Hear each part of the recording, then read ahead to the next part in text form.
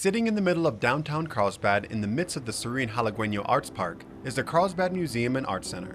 Even before entering the museum, you are surrounded by art. From the murals on the walls to the sculptures placed throughout the park, the city has created an inviting environment for guests to the museum. Devoted to its local and regional history, within these walls you'll find a collection of Native American art and artifacts, as well as modern and contemporary Southwestern art, among them pieces from the Taos 10.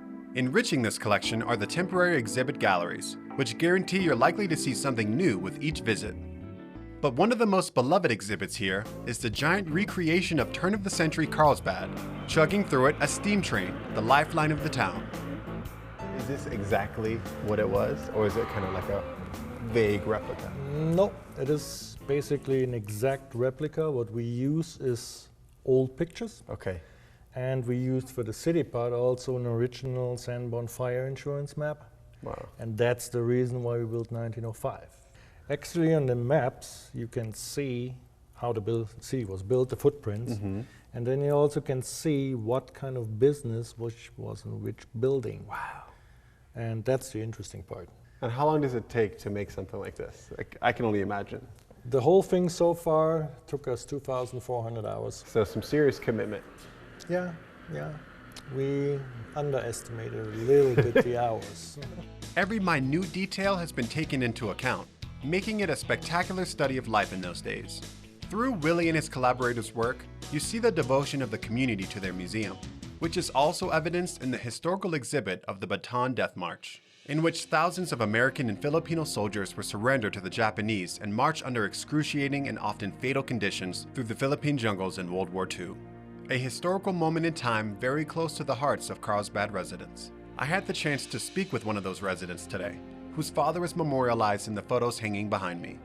What's the importance of having an exhibit like this in Carlsbad too? Because even in the pictures you see a lot of places in New Mexico. So can you kind of give a context of Carlsbad's place in that? The 200th Coast Artillery was made up of soldiers from around New Mexico.